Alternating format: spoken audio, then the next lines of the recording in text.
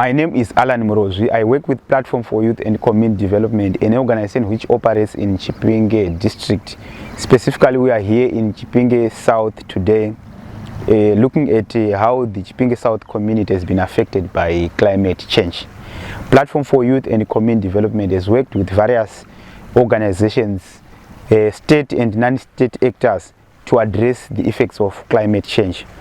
A brief background to the past agricultural season is that the farmers in and around Chipinge district have started to plant their crops using the early rains which come around end of November and the beginning of January.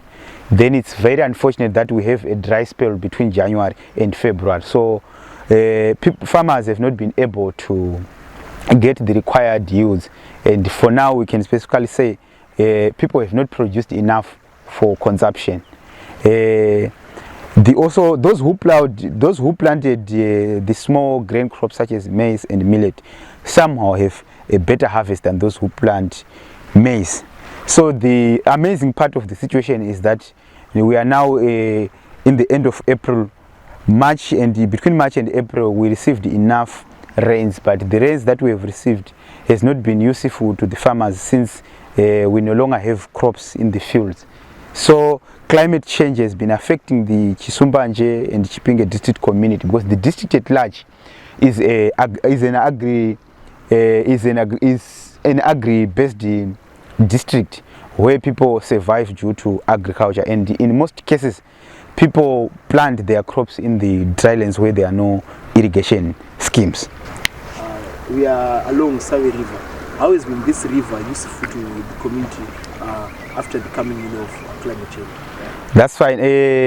As we are behind the big river, Sawe has been one of the useful water bodies to the district in terms of climate change mitigation strategies. Let me take you from blow by blow from the part of the district up to where we are now.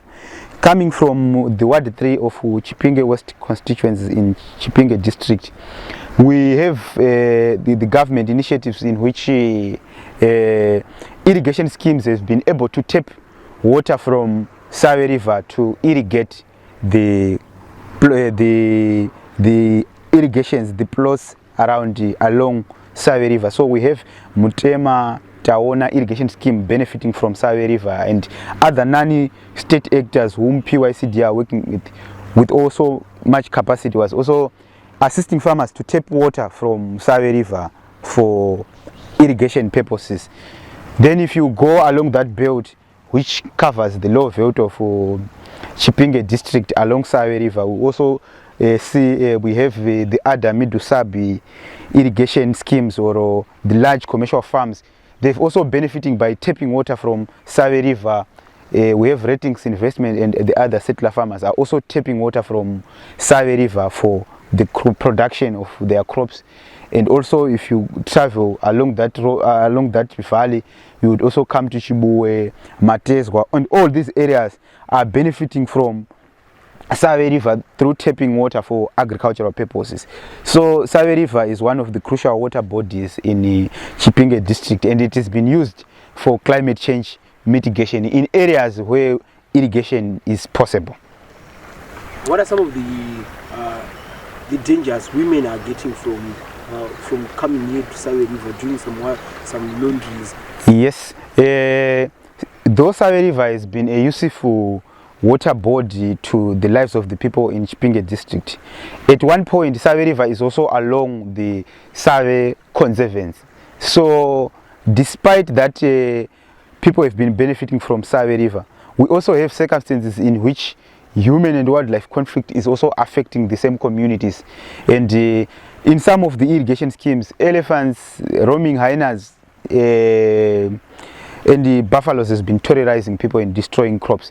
And to be more specific to your question, women are at the receiving end of such conflicts between human and wildlife, because they use Sawe River for domestic purposes. They fetch water from Sawe River, they do laundry, so they are prone to crocodiles attacks and other wildlife which are found along Sawe River. So with that, it can also be argued that the closeness of Sawe River to the Sawe Conservancy has been affecting the entire ecosystem of women using Save River for the domestic consumption of water.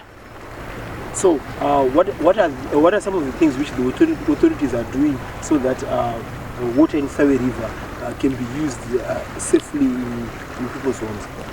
That's fine. Your question is specific that you referred to people's home. I've been telling you how Save River has been useful to communities through irrigation schemes, but specifically going to the domestic consumption. Communities along Save River, as usual, will be benefiting from water, doing laundry, and at some point, if you look closely to my background, you'd see other people maybe doing their fishing also. But the government, at the level of our local state, which is the local authorities and responsible government parastatals, has been trying by all means. I think we are in Ward 24 of Chipinge South, where we have a peri-urban Checheche growth point. Zimbabwe National Water Authority has been able, though it has some challenges, to tap water from Save River to the communities for consumption. Large corporate companies have also been beneficiary by the presence of Save River. And to be more specific, I think the largest consumer of the water in Save River within the jurisdiction of Chipinge district has been the companies that are running under the ownership of Mr. Bill Rottenberg, which includes the Ratings Investment, and Ratings Investment is also having a catchment area where they are tapping water from Save River to their Medusabi estates for sugarcane production. And getting down to where we are today, which is in Chisumbanje, we just behind me we would also see a catchment area for greenfield. They are also taking water to their fields for plantation of sugarcane and also for cooling of their giant ethanol production machine. The challenges that has been posing by the use of water by the large corporates is such that when they dispose their waste from the plant, they've been disposing the waste in the other river called Musazu in Chinyamkwakwa, and also they are driving back to the same water into Save River again. So what it then means is that communities that are along Chisumbanje, just adjacent from where Greenfield operates, are receiving Save water in a different state than it was before the use by the large corporates. So for now, having explained the importance of Save River to the communities, to the corporates, to the government, it is the duty of everyone else, us in the non-state actors, the state actors, the large corporate, to ensure that we keep the water in Save clean, we make use of Save River water clean, and also we don't pollute, we guard against the pollution of river. This then means that government institutions responsible for protection of the environment, such as the environmental management agents, should also consent by the reports in which large corporates are also disposing back the sewer system, the waterways, the wastewater back into the Save River. So for now, as a non-state actors player, would encourage the government to look at the issues of pollution of Save River by the large corporates.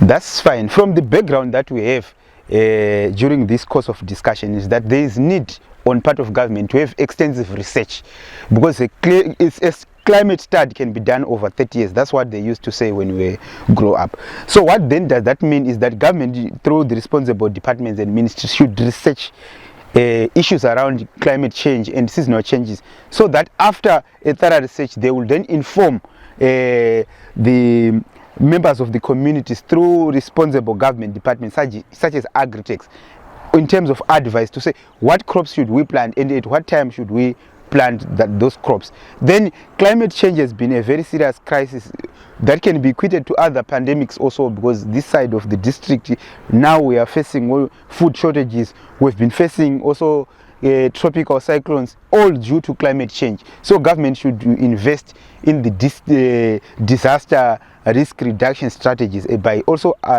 using the indigenous knowledge system that communities have on how to mitigate against the climate change, and also avoid circumstances in which we destroy forestry and the trees. Also it protects to mitigate effects of climate change. I thank you.